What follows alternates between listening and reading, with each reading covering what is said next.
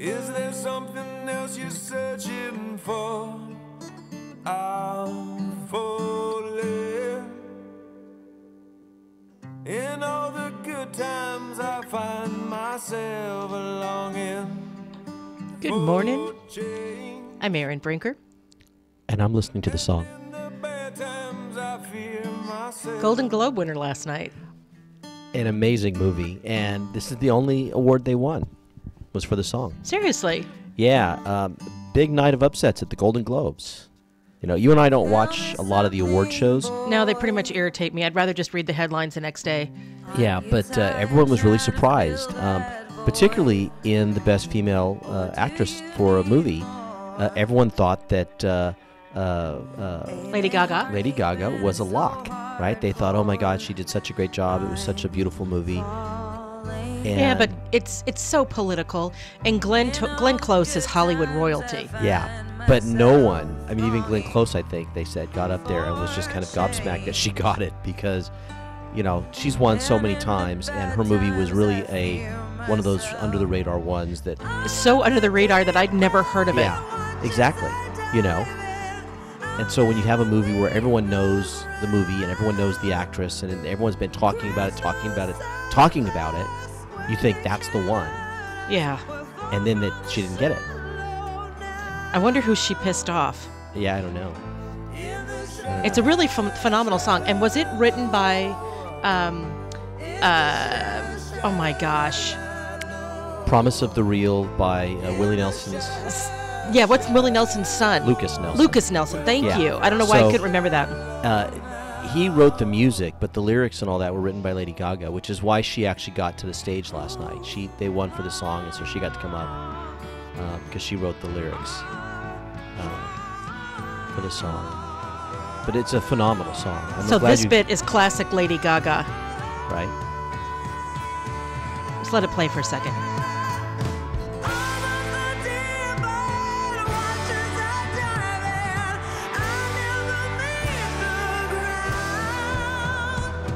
Wow. So do you think that she will make the full transition? I mean, still making music, but like really focusing on acting because she's a phenomenal actor. I would not be surprised if we see her in more. I suspect, though, that she's going to be very selective about her projects. I don't think you'll see her doing 5 movies a year in all different genres or whatever. I think she's going to be, I think music is really where her passion is and where she's big, and I don't see her being like a J-Lo who sort of completely walks away from the music. Yeah, but she's a far better musician than J-Lo. Exactly. But, we've seen this before, but I think Gaga is just different. I think I could just see her doing very selective movies, maybe a few cameos here and there, but yeah. Well, so let's go on to all of the winners last night. Now, there's a lot of hay being made at Christian Bale. Apparently, he thanked Satan. Yes. For his award, and he did it because he says that he based his character, his rendition, his portrayal of Dick Cheney on Satan.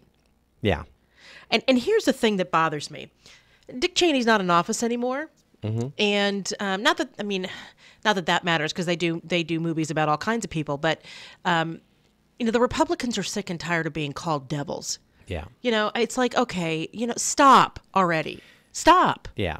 It's interesting, I think that every time I've seen one of these types of movies where the liberal Hollywood elite try to make a movie about a conservative politician, they get it completely wrong, and it becomes a caricature of that really is more of an expose of their biases and beliefs about Republicans. Indeed. Than they are about the actual humans and that were involved in the decisions and the processes and whatever. Indeed. And this speaks to that, right? I mean, he is thanking Satan for inspiring him.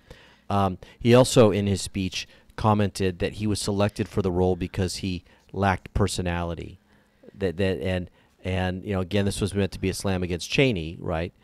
And it's interesting. I have not seen Vice. I have no interest in seeing that movie. It's a movie tired. I'm just tired of people who don't agree with the morally bankrupt Hollywood elite Yeah. being depicted as evil or demons or, out to screw the United States. And I'm tired of that meme. Yeah. And, the American people are tired of it. I mean, honestly, I think that they make these movies it's propaganda for overseas. Yeah. Which is why they didn't want to make the flag, when on the movie about them going to the moon, they didn't want to plant the American flag because it wasn't for us. It was for, bigger markets overseas, like in China. Yeah. So they'll twist the truth and they'll make up things and I'm just sick of it. Yeah. I think also about some of these movies we've seen that were made about Ronald Reagan. And, they always portray him in these leftist movies as being this dumb guy, and that's what they focus on. But I think that what people remember about Reagan, probably more than anything, was his affability and his good humor. Yeah. Right? He was such a positive individual, and they've never captured that in any of these movies. No, they haven't. They've never made a likable, funny Reagan. Well, that's not they don't want to because they don't want you to think that he was a good guy. Yeah.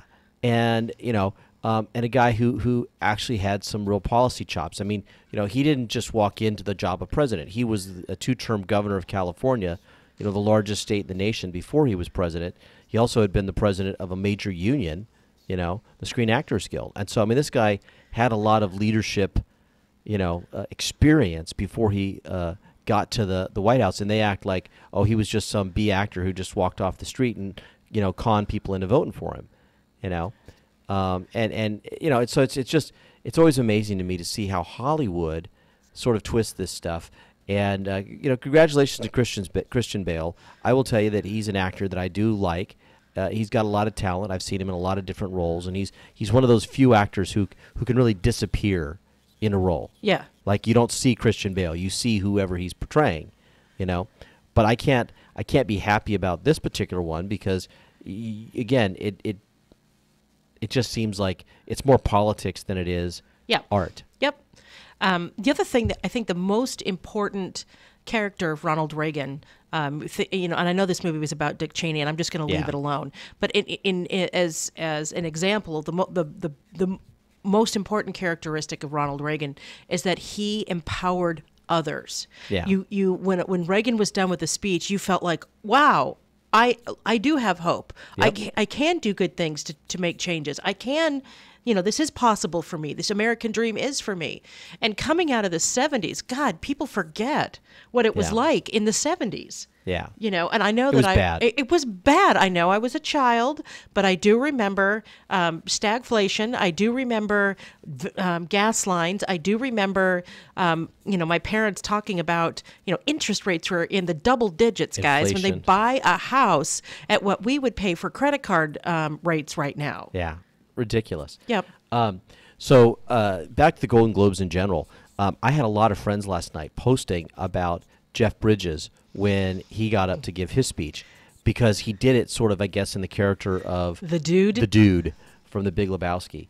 And, he's been in Hollywood for a long time, 6 decades, and they gave him the Cecil B. DeMille Award for Lifetime Achievement.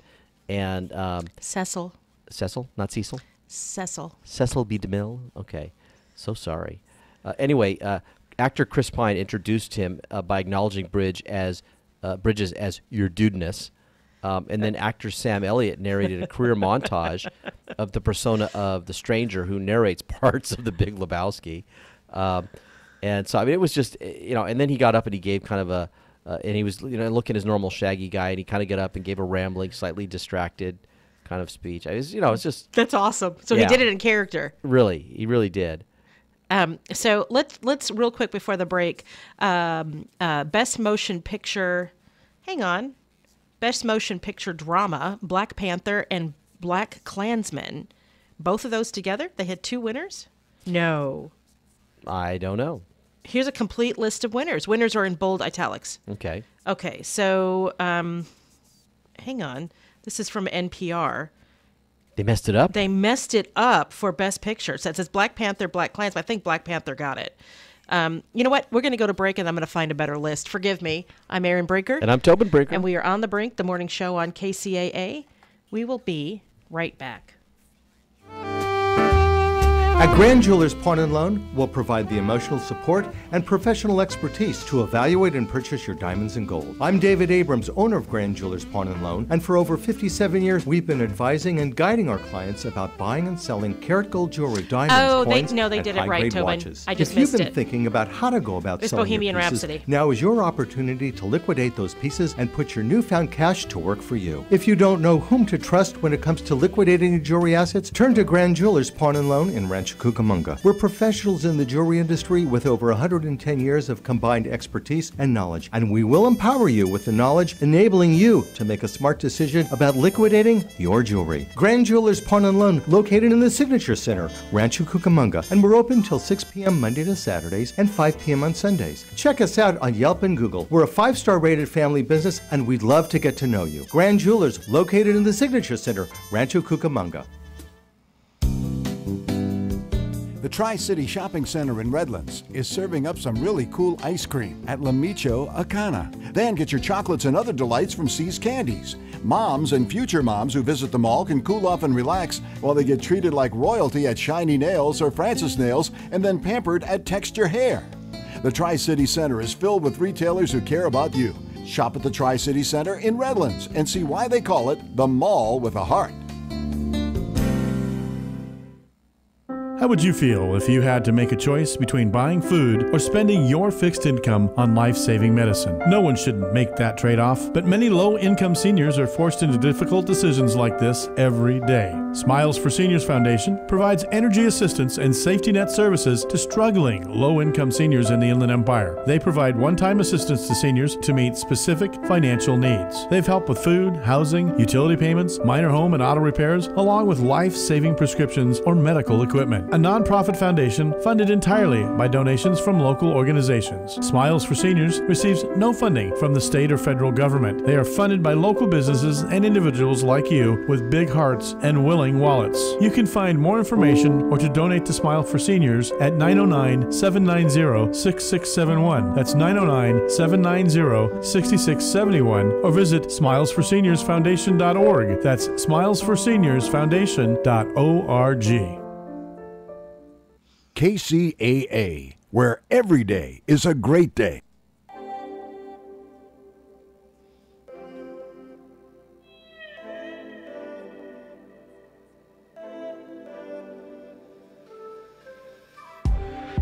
Treat me like you're patient, just to keep me waiting, or I'll just be wasted in a crowd of the lonely. I need you to inspire me when I can't inspire myself.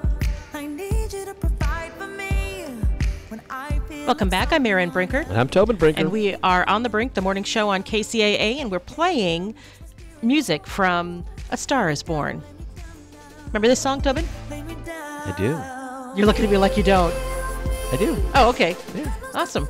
I actually haven't seen the movie yet, so I'm not a movie buff. I have to say I like longer dramas on Netflix and Amazon Prime. I'm watching one right now called Blood. It's actually from the UK. It's so good. It's so good. And the ones that, that you'll have like multiple episodes, hour-long episodes, and as a mystery unfolds and that kind of stuff. That's typically what I watch. It's true. She does, people. Can't get her away from shows like that. So, I was reading this wrong because it's early. The winner of Best Motion Picture was Bohemian Rhapsody. Yes. And I've heard it's excellent. Again, I haven't seen it. You have. What'd you think? I did not see Bohemian Rhapsody. That's one that was on my list that I didn't get to. See, we both had a cold or flu or whatever it was over Christmas. Yeah. And so we stayed in most of the time. Yeah, there was a couple movies I didn't make it to that I wanted to. Bohemian Rhapsody was one of them. So Best Motion Picture, that was Best Motion Picture for drama. Best Motion Picture, musical or comedy, was Green Book. Best performance by an actor in a motion picture drama was Rami Malek from Bohemian Rhapsody. They, I think, had the most nominations and the most wins of anybody. So he's phenomenal. I've seen him in a few things, and he's phenomenal. So best performance by an actress in a motion picture drama was Glenn Close for The Wife. Yes. We've talked about it. Best performance by an actor in a motion picture, musical, or comedy was Christian Bale for Vice. Best performance by an actress in a motion picture, musical, or comedy was Olivia Colman, The Favorite, which I have no idea what that is. Best performance by an actor in a supporting role in any motion picture, Mahershala Ali in Green Book, which is something I really want to see. Yeah, that's one of those ones that's definitely needs to be seen. So, best performance by an actress in a supporting role in any motion picture, Regina King, If Beale Street Could Talk. Haven't heard of that one before. Yep. Best director motion picture, Alfonso Cuarón in Roma. Now, I've heard a lot of people talking about Roma. It's not a movie that I know anything about, and it's not been on my radar screen, but now I'm hearing all the buzz about awards. It was also up for best screenplay, but it didn't win. Yeah, so I'm thinking, okay, maybe I need to find out more about this movie and go see it. So best screenplay winner was Peter Farrelly, Nick Vallelonga, Brian Curry for Green Book, and Brian Curry for Green Book. Yeah. Best motion picture animated was Spider-Man Into the Spider-Verse, and I Okay. know you loved that. That's yes. I vote for that. Yes, they got a good one there. They got it. You right. really enjoyed it. I did. It was a good movie. So best motion picture foreign language is Roma. And best original score, Justin Hurwitz, First Man. Best original song was Shallow from A Star Is Born. And that one we played at the top of the show. In television, best television series was The Americans on FX. You know what that one's about? Americans? Russian spies. Oh. Russia Arid. Very popular these days. That's right, they are. Best television series, musical or comedy is The Kaminsky Method on Netflix. Now, I've been watching this one. Keeps popping up as like one of those recommended ones. Now I want to see it. Now I want to see it, exactly. Best television limited series or motion picture made for television, The Assassination of Gianni Versace, an American crime story. And that is such a because Andrew Cunanan was such an interesting evil character. He's the guy who introduced America to the idea of a spree killer, right? Before this, we always knew about serial killers and stuff like this, but here's a spree killer, a guy who and he was a real guy. Yeah. It wasn't just thought up in Hollywood's head. No. But I mean, that he went on this murderous spree and literally was just sort of killing random people as he traveled around the country, headed towards his ultimate target, Gianni Versace, and then he killed him. And I mean, it was just like this thing, and then the manhunt, right? I mean, it just I was glued to the TV. I was too. I was, and I worked in the newspaper at the time, and I would be out at 2 a.m. making sure newspapers got delivered. And even though all the reports showed him headed the other way, I swore that he was around every corner in San Bernardino as I was throwing papers, and I thought for sure he was going to jump out and get me. Because it was so random. Right? Yeah, it leaves you feeling, vulnerable. Yeah. Yes. So, best performance by an actor in a television series was Richard Madden in Bodyguard. Best performance by an actress in a television series drama, Sandra Oh, Killing Eve. Now, I love Sandra Oh. Yeah. I was so sad when she left Grey's Anatomy. Really sad when she left Grey's Anatomy. She was, I guess, just a delight as one of the presenters last night. She was one of the co-hosts of the show and talked at the end about, what a great honor it was and how she was kind of afraid to do it, but she felt like she had to and really wanted to be a part of this because there's been a shift in Hollywood to have women and people of color. Right. And so she felt like she had to be there and represent, and that maybe in the future it won't always be, and I don't think she said it like this, but be a white guy, that other people will be given opportunities to do these kinds of things. And she loved and sort of pointed out in the audience all these different people and sort of expressed her love for the diversity that was now being sort of encouraged. And yeah, I thought that was kind of cool. So the best performance by an actor in a television series was Michael Douglas in The Kaminsky Method. Best performance by an actress in a television series is Rachel Brosnahan. Sorry. Yes. Marvelous Mrs. Maisel. And I absolutely love that show. Right. Absolutely love that show. It's got a very kooky sensibility. It really does. And Yes. it's just hilarious. It pokes at stereotypes, and it's just wonderful. I love that show. And they really captured that time period, right? Was it like the 1950s? Yeah, late 50s, and I'm sure it'll move into the early 60s. It started at like 1958. Yeah, and and so the gender inequality of that time period, and here's a woman trying to break into the comedy business, which is a very unladylike thing to do, and the standards of decency and all the stuff. I mean, she just is out there. It's really good. Yeah, you should definitely watch that show. Yeah. So there's lots of other winners. I don't want to read them all, but the Golden Globes. So we're at the head of the Golden Globes kicks off the award season, right? Yes. And of course, LA being a company town, there's it's all through the LA Times. It's on every network. It's just it kind of permeates the news cycle around each award ceremony. Yeah. So I hope that when it comes to getting an Oscar, that Lady Gaga is strongly considered. Yeah. Because from everything that I've heard, she knocked it out of the park. I want Bradley Cooper to win the Oscar for Best Actor. I just think that what he did was so amazing. I've seen him in so many things, and he's always just sort of been Bradley Cooper. And in this movie, he was not. He was able to be that guy who disappeared into a role.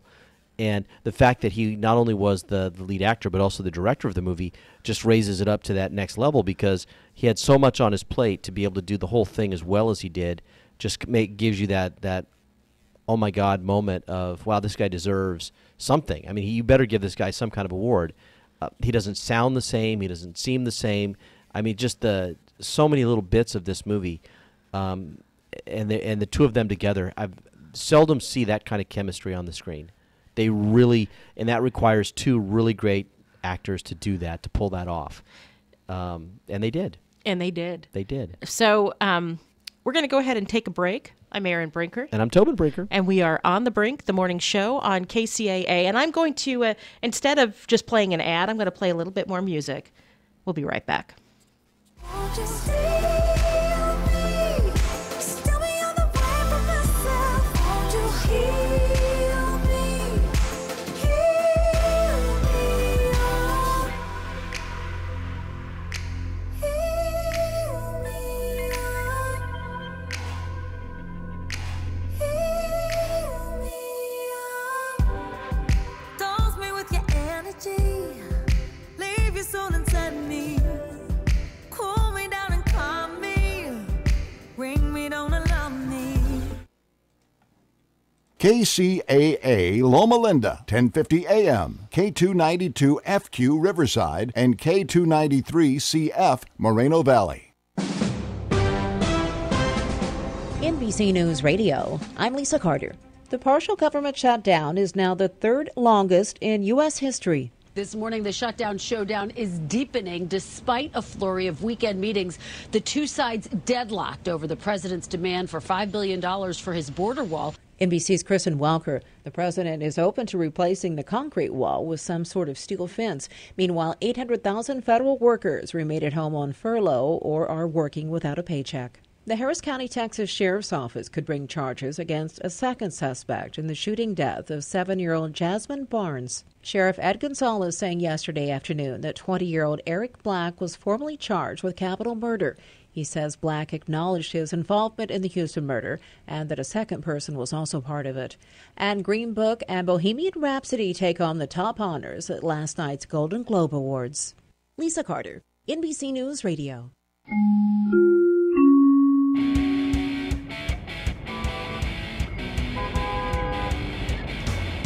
It's time to take a look at our roadways. I'm Erin Brinker. In Temecula, on the 15 southbound at Rancho California Front Street, there's an accident that has the left lane blocked, and the traffic is completely stopped and backed up to the 215 south. In Corona, on the 91 westbound at 6th Street, a two-car crash is on the right shoulder of the on-ramp. In the Cajon Pass on the 15 southbound between Oak Hill Road and 138, there's some stop-and-go traffic. And in Banning, on the 10 eastbound at 22nd Street, a cleanup after a big rig fire. I can really talk this morning. It's Monday. Forgive me. There's a cleanup going on after a big rig fire. Two right lanes are closed. That's in Banning. And in Riverside on the 215 southbound at Columbia, an accident has the shoulder blocked. This has been your traffic report. Drive carefully, everyone. I'm Erin Brinker, and this is KCAA.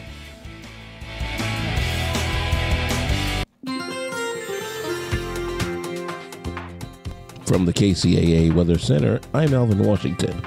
This morning, showers, then sunshine, high 60. Partly cloudy this evening, low 48. Sunshine on Tuesday, high 71.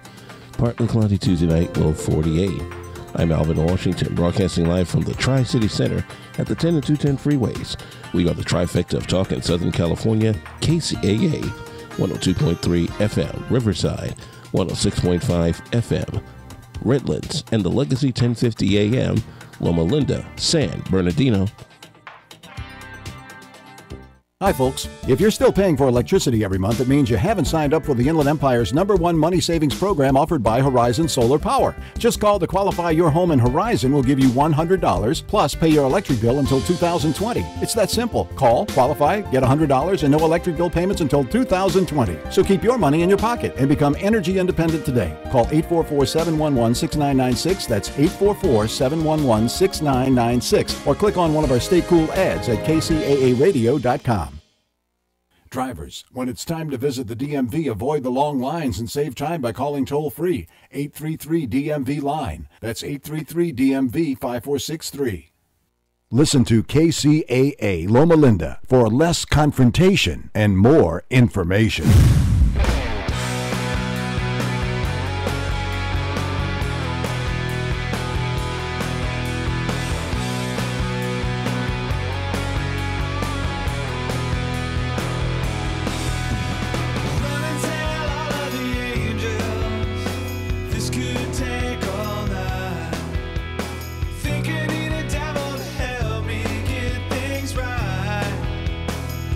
Welcome back. I'm Erin Brinker. And I'm Tobin Brinker. And we are on The Brink, the morning show on KCAA, AM 1050, FM 106.5, and FM 102.3. So glad to have you with us this morning. I want to remind everyone you can listen to our podcast at iHeart. If you go to iHeart.com and you search for On the Brink in podcasts, you will on the Brink KCAA. You will find us. There are a couple of different On the Brinks on there, and you'll see ours has a little coffee cup as our symbol because we are a morning show.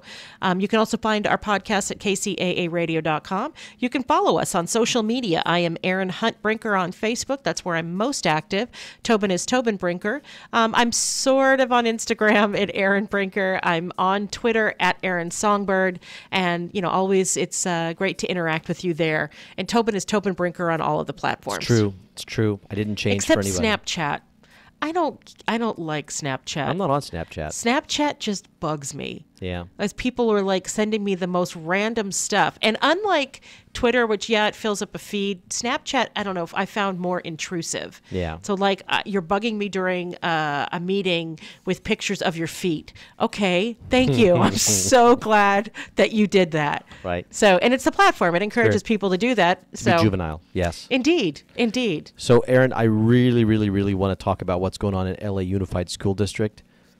Can we talk about it? Yeah, go for it. Strike, strike, strike, strike. It looks like it's going to happen, Erin.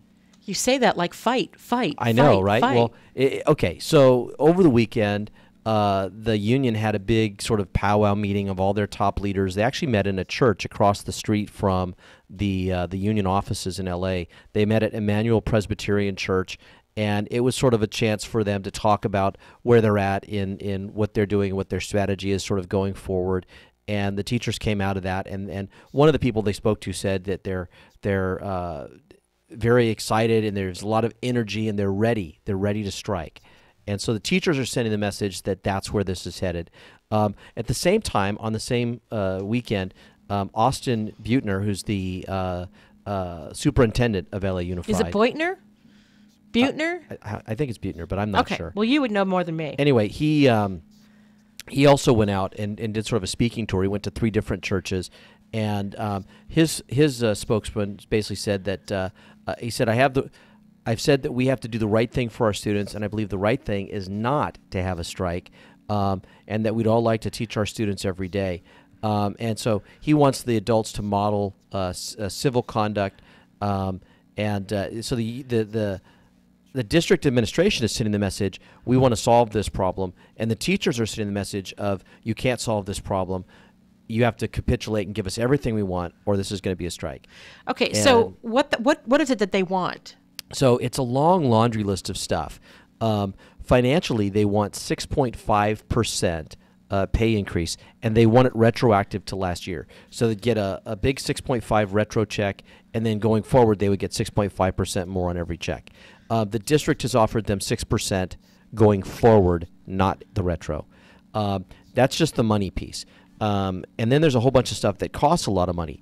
The class sizes in LA Unified are horrendous. And I've heard this because we've had a lot of teachers from LA coming out and teaching in our area just because they want to get, even though it doesn't pay quite as much, they want the lower class sizes. So they've got class sizes out there with 40, 45 kids. That's insane. Yeah. Yeah. I mean, the PE classes are that big out here. Yes. But that's the only one. Yeah. So they want smaller class sizes. They want counselors, health practitioners. They want a whole bunch of support personnel brought in, and all of that costs money, right? And LA Unified on the money side is saying, look, this stuff is way too expensive. It's going to bankrupt the district. And the teachers union is saying, hey, look, you've got $1.6 billion in reserves. You can afford to do this. Okay, so that's a lot of money. It's a lot of money. But UTLA, or not UTLA, the LAUSD is the second largest school district in the nation. It's massive. Yeah. And so, as a percentage of their budget, is that oversized? That's the thing. I haven't done the math on that, but by law, they're required to have, I want to say, 3%, at least a 3% reserve that cannot be spent, right? And so a big chunk of that $1.6 billion might be part of that 3% reserve because I know their budget is massive. And so, I'm not sure. But they're basically saying we can't give you all those things. We don't have that money. It would put us into bankruptcy, insolvency. And so they're kind of lobbying the state to say, hey, give us some more money as one of the things. And then there are a couple issues that are not money issues, but are also sort of important to the union. But the district's basically saying we can't negotiate those. And one of them is getting rid of standardized testing or dramatically reducing standardized testing. And I will share with you, the other day there was a news story from the state of New Mexico. And the new governor of New Mexico, upon being sworn in, immediately removed the state from the standardized testing system. So New Mexico is no longer doing park testing, which is the big statewide. So are there federal funds? I imagine there are federal funds that flow into school districts through the state. I'm sure there are. And does the federal government require testing to be eligible for those federal funds? I'm sure they do. And so what the school district then has to decide is which is more important. And Yes. I just looked up the size of the LAUSD budget. It is $13.7 billion. Yeah. And so for a 1.7 or 1.75 whatever Yeah. billion dollar reserve, that's a 12% reserve. Yeah. That is high. Yeah. So, yeah. So let me clarify why I think that's high. There are competing interests, right? On the one side, the district certainly does need to be prudent and have a rainy day fund, without a doubt. Yeah. The other side, the other idea is that these are tax dollars that are coming in for today's students. Yeah. So have the rainy day fund, but you don't want to deprive today's students from the education that they need, and that's the argument that that the teachers union is making. Yeah. The other thing too, and school district budgets and city budgets get a little complicated here because they do what's called fund accounting, and so this reserve may be an accumulation of multiple reserve funds from different funds that can only be used for certain things. So, for instance, transportation departments in a school district can be quite large and have a large budget and a large reserve fund because they have to take care of the maintenance of their vehicles. And that's not money that you can use to hire teachers and counselors and whatever. Right. You know what I'm saying? Yeah. And so if they're including in that overall $1.9 billion funds that are from other reserve funds that are part of these other things, it's deceptive. Well, and there's mean? building maintenance, and there's Yeah. Other things. There's the school districts own a lot of property. School districts Yes. have a lot of buildings that require maintenance, and so maybe some of those funds are earmarked for putting a new roof at so and so middle school in whatever. So whenever I see numbers like that, I get a little skeptical, and you have to really be able to do a deep dive. And I just don't have the time to go look at the LA Unified's budget and all of those different forms. But I will tell you that it's a pretty standard practice to sort of lump all those numbers together because politically it sounds better to say, oh, they've got all this money, than it does to say, oh, legitimately they only have this amount they can spend. Here's the other flaw in the argument that UTLA is making. Yeah. Is yes, they may have that money in reserves that they want to get part of, but you don't give a raise on money that you just have in reserve, Yeah, I right? know. Because you spend the reserve, you can't have your reserve and spend it too. Yeah. You can't. So Well, you and know, a reserve is a typically one-time money, and again, salaries, that's my point. Yeah. Yeah. Now, so I mentioned that they want to get rid of state testing. That's kind of a big one. The other one that they're very interested in, which I think the district is kind of right to say we can't really negotiate this, is about charter schools. And so the teachers union wants charter schools to be, they ultimately want more of them, or excuse me, want them reduced. They want less of them, but they primarily want them to be have more oversight from the district. But the district can't really do that because they have their own contracts with each charter school that sets out the guidelines for oversight. And so they can't sort of unilaterally go back and say, oh, we've changed our mind. We want to, we were negotiating with our teachers and now we're going to give you more oversight. Right. No, you can't do that. Yeah. So each of those are separate negotiations that have to be done. And so I don't think that's something that's legitimate for the UTLA Teachers Union to be negotiating as part of their contract. Let's be honest, no teachers union wants charter schools in a given school district because it pulls teachers out of the union. The teachers at charter schools typically are not members of a union. Yeah, sometimes they are. Sometimes they are, Yeah. but I would say more often than not, they're not. Yeah. And so, so that the union doesn't get any dues from them. Yeah. Well, LA Unified has been a charter school battleground for many years now, and this current school board is a charter school friendly school board. They've got more members on the board that are charter school supporters than people that are opposed to charter schools. And so this is a way of kind of going at those folks and continuing those battles that they fight in the election season. Now they're fighting it in their negotiations. This is fascinating to me. So the 10th, which I think is Friday, is that Friday this week, the 10th? I think it's Friday. Yes. Is when they're potentially going on strike, and they want teachers all around the state and around the nation to wear red for Thursday. ed. Oh, it's Thursday. Okay. They want teachers to wear red for ed, and so it's fascinating to me. Now, I shared online, and I know we're going to have to go to a break here in a minute, and we may talk about this after the break, but I shared online that the Colton School District a few years back, maybe almost a decade ago now, almost went on strike. They had gone through the whole process and everything had broken down, and they were getting ready. They'd taken the strike vote and authorized it, but they hadn't set a date yet. And a group of parents were very anxious about this, and I was on the board for the PTA, and the PTA parents stepped out of our PTA meeting and had a little private outside meeting because PTA does not do politics, so Right. it's not a PTA thing, but the parents that were involved were definitely PTA parents. And we stepped outside and we said, what can we do to send a message to the district that we don't want this strike and we want our teachers to be taken care of? To knock both their heads together and tell them Yeah. to work it out. And so what we came up with was a very simple idea. We called it a parent strike, and using our little PTA phone list that we all had, our little phone trees at each school, we got the message out, and we selected a date before they were going to have their strike and said, we're going to go on strike. And so we asked parents to keep their kids home for a day to send a message to the district that we wanted them to come to the table and solve this problem. And so instead of having the teachers not show up for work one day, we had the kids not show up. And that really hits the district in their bottom line because they get paid on attendance. And it sent a very strong message. And at some schools, at a lot of schools, it was close to half the kids that were out. But there were some schools in the district here where barely 20% of the kids showed up that day. I mean, that's how much participation there was. And seriously, keeping the kids home was a smarter and better deal than having the teachers go out. Because when the teachers go out on strike, you know what they do, Aaron? They bring in scabs. They bring in Substitutes who don't know what they're doing. Substitute teachers, but because it's a district-wide strike, they don't have enough substitutes for everywhere.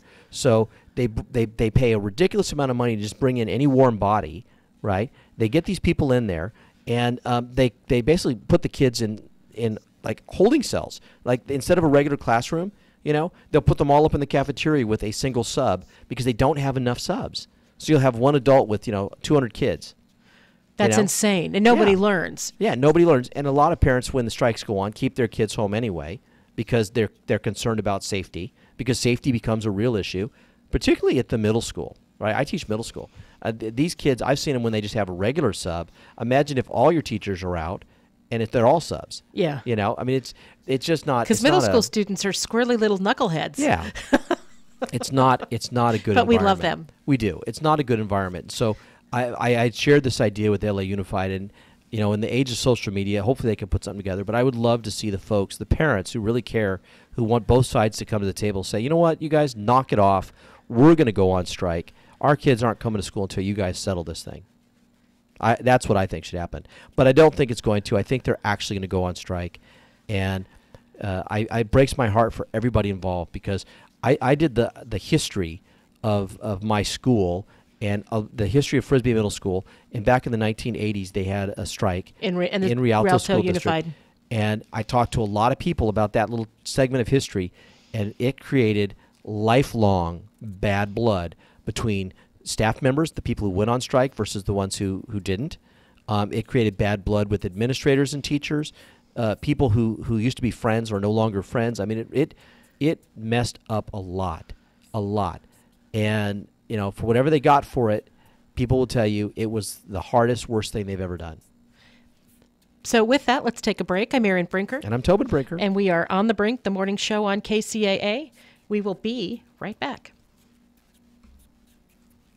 The Snow Country Ski Report is being brought to you by Indeed. Are you hiring? With Indeed, you can post a job opening in minutes, set up screener questions, then zero in your short list of quality candidates using an online dashboard. Get started today at Indeed.com/hire. A great way to kick off the week. You get the trails pretty much to yourself for early week runs, and powder and pack powder dominate after 8 to 10 inches of new snow on the slopes and Mountain High over the weekend. 15 trails open. 8 to 10 of fresh for Snow Summit and Bear Mountain, where they're skiing up to 30 trails at Snow Summit, and wide open for Bear Mountain, where they're hosting the USA SA slopestyle event over the weekend. 18 inches from the storm at June Mountain, and they're skiing over 25 runs. China Peak up to 2 feet of snow early yesterday morning, and expecting another powder day today. Arizona Snow Bowl, another 2 inches of fresh on the Groom, and at Crested Butte in Colorado, 10 inches of new snow there. Get more details at snowcountry.com. I'm Jan Elliott on the trifecta of Talk, 1050 AM, 106.5 FM, and now 102.3 FM, the stations that leave no listener behind. Disney on Ice presents Dare to Dream, where I can chase adventure like Maui and Moana. Anna proves family is forever, and I can dream big with the Disney princesses. And Disney on Ice presents Dare to Dream. Playing at Long Beach Arena this Thursday through Sunday, January 6th. This is your last chance to see the show in the LA area. For additional show details and to purchase tickets, visit Ticketmaster.com today.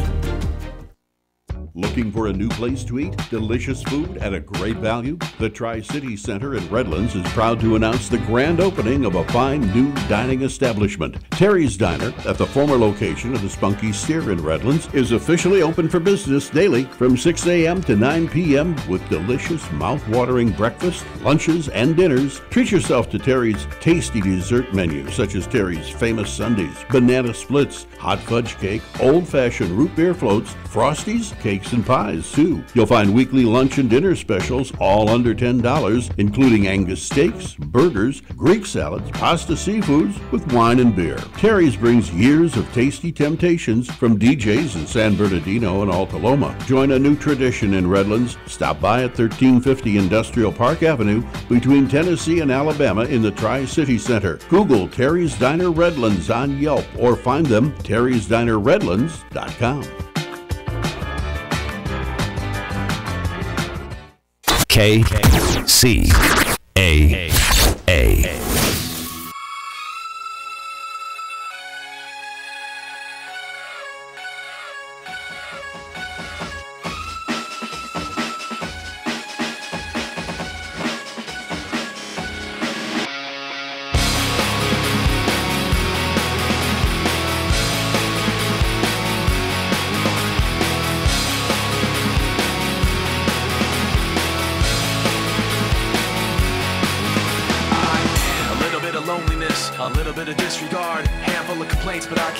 Welcome back. I'm Erin Brinker. And I'm Tobin Brinker. We are On the Brink, the morning show on KCAA, AM 1050, FM 106.5, and FM 102.3.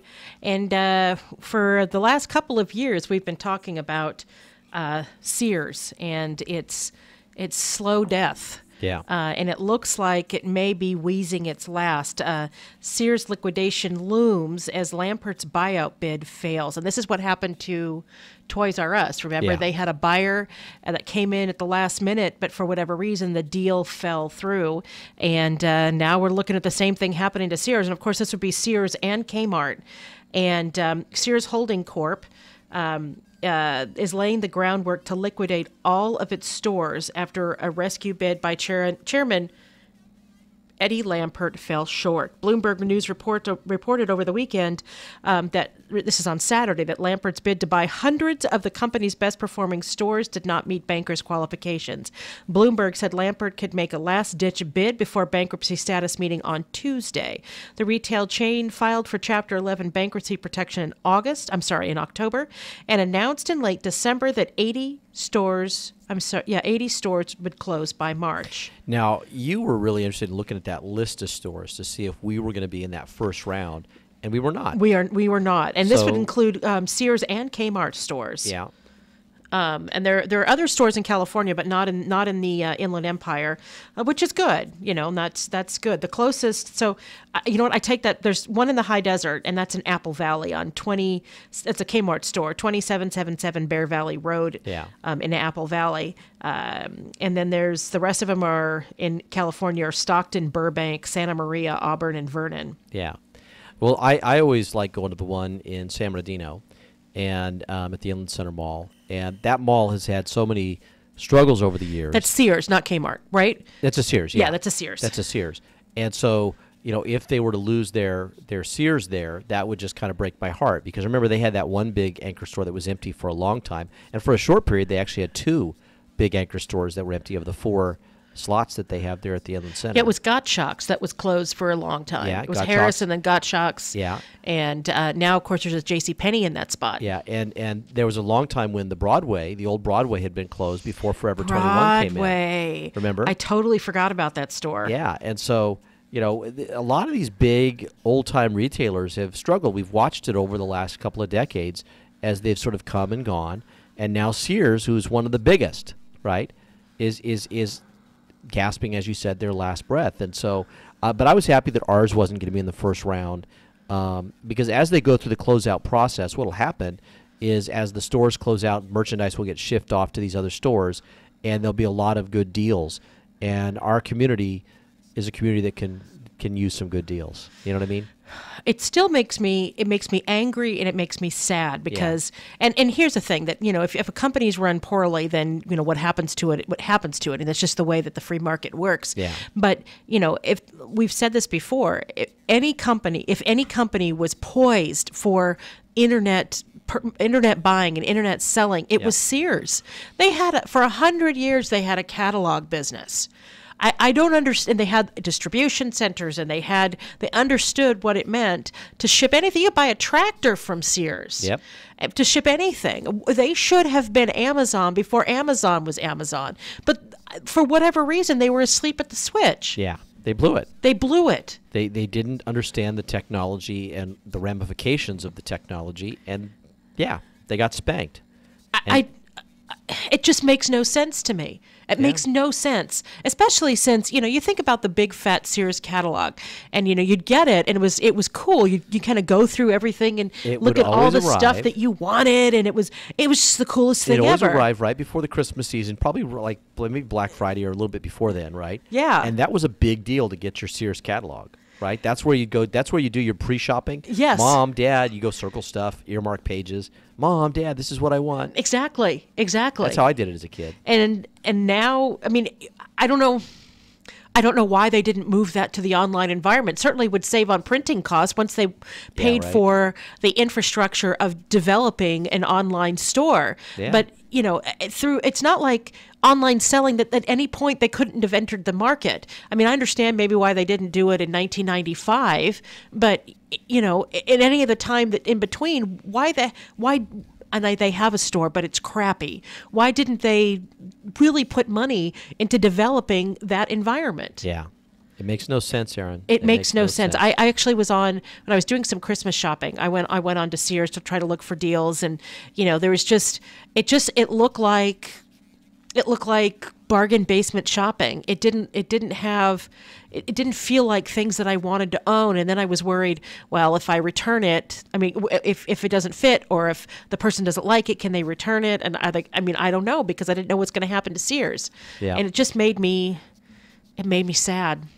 So we have not talked about, and we need to maybe get Todd to do a little research for us, but CES is going on, Aaron. Oh, it is. And in the past, you guys have sometimes gone down for that. Or we sent Todd, was it last year or the year before? Yeah, year before.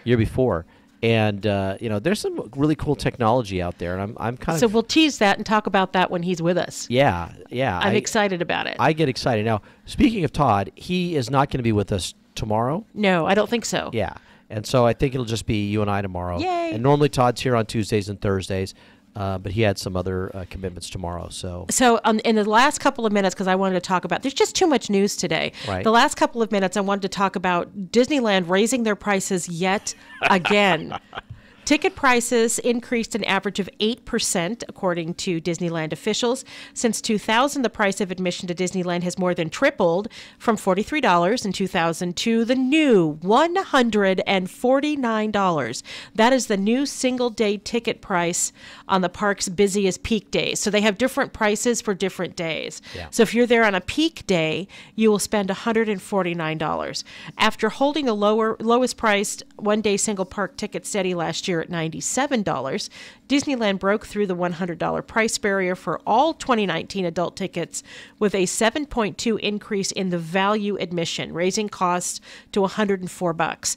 Disneyland's latest price increase is in line with customer expectations. Yeah, okay. Yeah, that it's just going to be stupid expensive. And the idea, and we were talking about this over Christmas, the idea, Disneyland was never supposed to be a place that you went to over and over and over again in the way that it was first envisioned. It was a special place, and they, that you vacation to have that magical special experience. Yes. And they're trying to, well, let's be honest, the market will bear these prices. Disneyland will still be crowded, so yay capitalism. Yeah, exactly. But it's kind of frustrating because you can't just go now. I mean, it really is something you got to save up for, and it's going to be a big deal, right, to go. And I actually had a lot of friends who said they're not going to do the annual passes. Too expensive. Yeah, too expensive.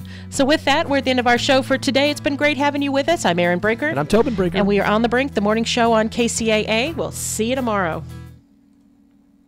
KCAA Loma Linda, 1050 AM, 106.5 FM, and now 102.3 FM. I'm Chuck Kamlick, CNBC. Toyota plans to have an electric version of every one of its models by 2025 on the road in this country. Toyota's been selling hybrids since 1997, but in the all-electric category, it trails Tesla and the Chevy Bolt. Stock futures flattish this morning. Trade talks with China are underway. Investors waiting for any news on that front. Tesla's not waiting. It began building a new plant in China today, just outside of Shanghai. Shares of PG&E, the California utility, will plunge today, down 20%. Sources say the company is looking at going bankrupt to pay for the possible liabilities from those wildfires. Samsung's new smart TVs will show Apple's iTunes programs. That will start this spring. Starting next week with the Desert Classic, Twitter will carry more PGA tournaments live for free about 140 hours during the season. And the cheapest Disney ticket is now $104, and that's on low-demand days. Chuck Kamlick, CNBC. Not many things scare me, kid. Vampires, werewolves, children, not one bit. But you know what does scare me? Downtime, inefficiency, scares the living daylights out of me. That's why I use Grainger. They're America's #1 source for industrial supplies. Plus, they've got the inventory management solutions that keep us running. So we've got uptime, we've got efficiency, we've got productivity. When it comes to keeping your facility running, Grainger's got